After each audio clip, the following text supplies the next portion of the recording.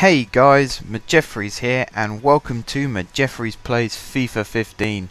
That might not be the actual name of the series once I start uploading the videos, but it seems to be the name of all my other series right now, so I might as well just keep that going. Well, we are on FIFA 15. Today is Friday. I have literally just got back from buying the game. It's the first time in 3 years that I haven't gone to the midnight release. I decided that I value my sleep more than I value my gaming, so I decided to stay in bed, not bother go to the midnight release, didn't pre-order the game or anything like that. Went to the shop this afternoon and bought it off the shelf. They still had loads in stock, so there was no issues there. Well, we're going to start a new career, because that is what this game is going to be about. It's what this series is about. It's me doing career mode on FIFA 15. We're going to go for a manager career. Apparently, I've unlocked all of these perks, so I might as well use them. Global transfer network. I get a really good scout for my first season, and I get a 30% increase to my starting transfer budget, both of which are going to be fundamentally important because you're about to see which team I'm going to choose. And here they are. As you guys know, I am a Stevenage fan. I've been a Stevenage fan for about 7 years now. I try to go to every single game that I can, home and away. Every season I try to go to more away matches than I had the previous season, and so far I've actually kept that number up, so that's pretty good. But I've never played as them on games like this or Football Manager, and that's because I always like to start as far down as I can and build my way up to the top. And I couldn't really do that with Stevenage because until this season they've been in League One. Since I started making these videos. So there was no point in me starting as a League One team and then saying, oh, I'm starting from the bottom and building to the top, because that's just not true. Now, normally I go for Portsmouth, and I was very, very tempted to do a second series of the Lazarus project.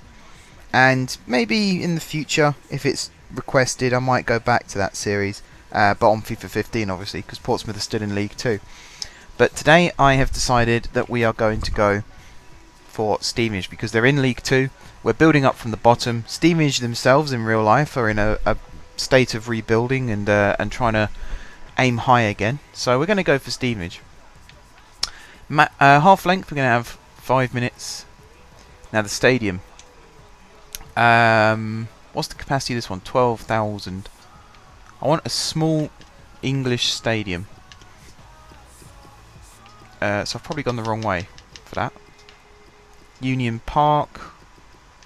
Bit too. I mean, it's 25,000. That's realistic, because eventually the goal is to get into the Premier League and then aim higher than that. So we want a stadium that can fit the bill. Aloha Park? No, needs roofs. No, same reason, needs roofs. Arena del Centario, 24,000. All types of weather in times of day. Possibility. Or Court Lane. Court Lane's normally the one I go for, actually. Or Crown Lane. Well, I look at Stevenage's stadium at the moment, and I think Crown Lane is actually the closest you could get. Yeah, let's go Crown Lane. And we're going to call it... Now, I know the Stevenage's stadium in real life is called the Lamex Stadium, but that's because of a sponsorship deal, and eventually that sponsorship deal is going to run out. So we're going to go for Broadhall Way, which is its real name. There we go. Apply and exit. We're going to download the latest squads, and yeah, I think I'm happy with everything else there. Lenient board. Financial strictness. Let's do this. We can download the latest squad, and then we're going to choose who we are. So let's go for my real name.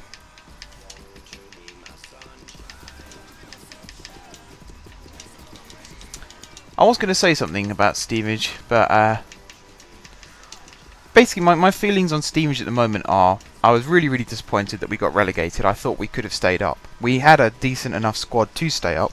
The problem was the squad we finished the season with was not the squad we started the season with. And that's because there were things like manager falling outs and things like that, which, from time to time it does happen in football, but I think the way it happened at Stevenage was a bit too excessive. We had too many player falling outs. Too many players got loaned out and transfer listed and released. And, you know, like I said, we finished with a completely different squad to the one we started with. Between the end of last season and the start of this season, we lost even more players. I think we had an overhaul of 22 players in total going out and in. I think that's right if you add it all up. Might have even been 22 players coming in which case, you know, that's a ridiculous number. We ended up with only 4 first-team players staying on from last season.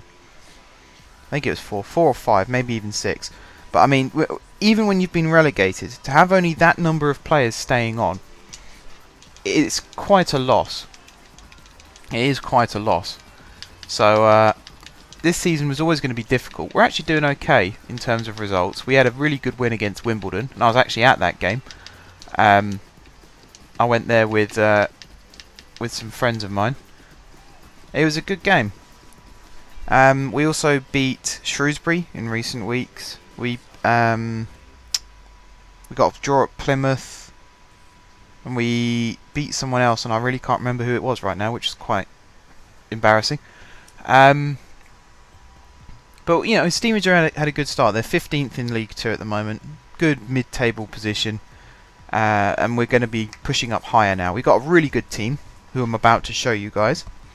Let's have a look at the messages first. They want us to reach the round of 32 in the cup. That's probably doable. Transfer window's open. They want us to look at a goalkeeper. Now this is new. They didn't have this before.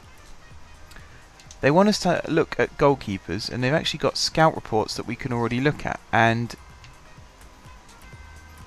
they have got Alan McGregor and Anders Lindegaard.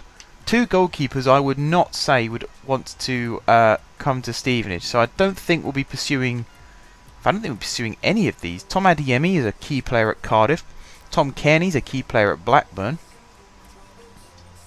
Matty Hughes, maybe. He's sort of valued at Fleetwood.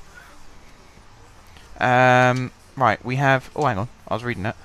We have 2 types of scouting: by region and player specific. Okay, so that's the same as it was before. Okay. Well, we have 2 scouts. We have a top scout, which is this guy here, Javier Morales. We've also got George Harrod and Joe Ellison, who've actually got pretty decent stats themselves. Let's look at instructions. In fact, no, I'm going to do that in the next episode. Thinking about it. I'm going to do that in the next episode. This episode, I'm going to be looking at our squad. Here we are, the Stevenage kit, which I wasn't very fond of when I first saw it, but now I've looked at it, it's warming. You know, I'm warming to it. I'm not 100% happy with it still, but I'm getting more used to it. Now, my formation, I want to go for more of a 4-4-2 diamond. That's the one I want. Wait, hang on. I keep forgetting. It's different setup now. Things are in different places and it's a bit confusing. Right. Players who I want in the team. Well, I want Tom Pett, because I like Pett. He's a good player. Take out Beardsley for that.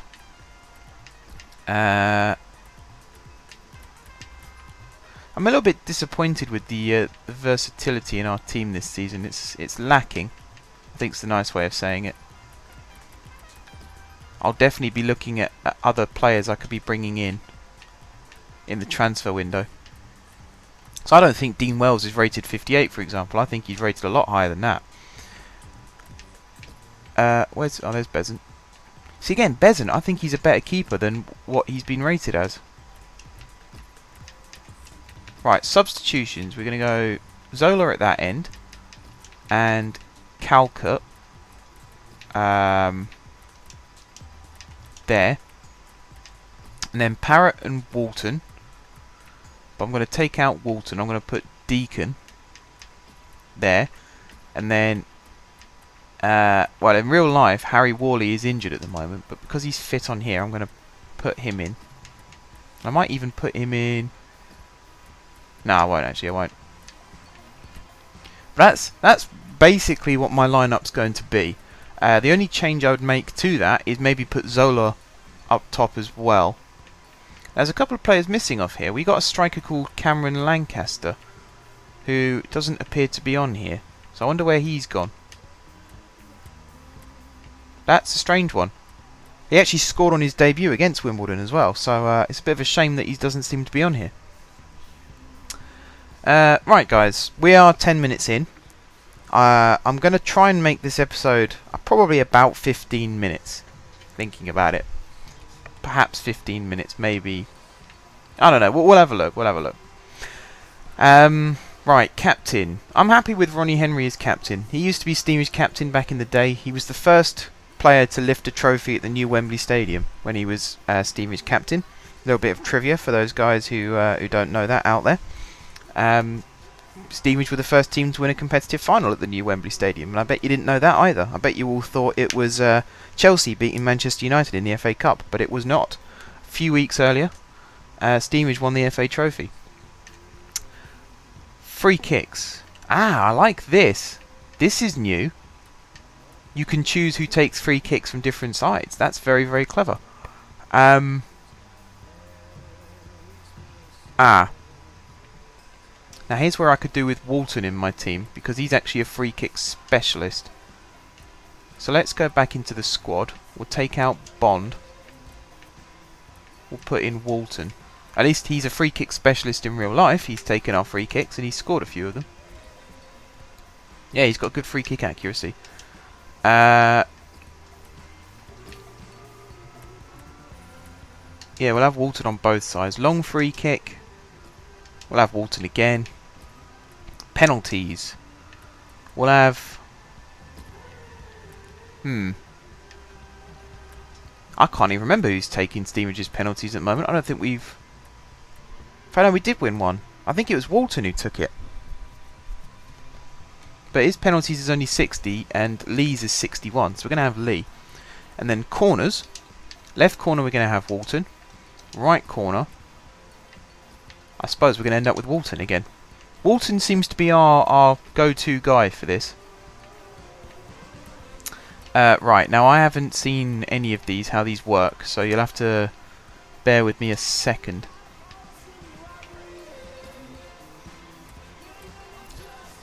Okay, I think I've just got an achievement for that. I have got an achievement for that. Getting specific. Alright, let's have him stay back whilst we're attacking. And when we're defending, split the opposition and cut out the passing lanes. That sounds good. Now Lee, positioning freedom. We're going to have him free roam. So he'll be like our trequartista in Football Manager. He'll just flit around between the wingers and the strikers and find whatever space he can. Support on crosses. Stay on the edge of the box. He'll be the rebound guy. If it gets headed out, it'll land at his feet. And he'll come back and try and help defend whenever we can. Now this has got... Wow, this has got a lot of... come back on defence. Stay wide. Or cut inside. Make cutting runs from... to the inside from out wide. I'm going to do that actually. Make forward runs behind the defence. We'll tend to have our wingers stay in their positions, I think. Oops, that was me kicking my laptop. Sorry if you guys could hear that. Right, support on crosses. We'll have that at default. We'll have that at default. And we'll do the same thing for Pet on this side. So defensive support, come back. Chance creation, cut inside. Get in behind. Stick to position and default for that one as well. Can I change the goalkeeper? No, I can't. That's annoying. Right, Darius Charles. Apply pressure on the back line. I kind of want both of our strikers to do that. Support runs, drift wide, or stay central. We're going to have Darius stay central. Attacking runs. We'll have him as the target man. Yes, Darius is going to be our target man. Whereas Marriott is going to be more of our freedom guy. He's going to be the one who runs in behind. He can drift wide. He cuts out the passing lanes if the team tries to launch a counter-attack. And I'm quite happy with that. Right, wingers, or wing-backs, sorry. Attacking runs, always overlap. Always overlap. And then centre-backs. Yeah, we'll have Dembele join as a striker. And Wells, we'll have him stay back. So there we go. Finally, tactics. I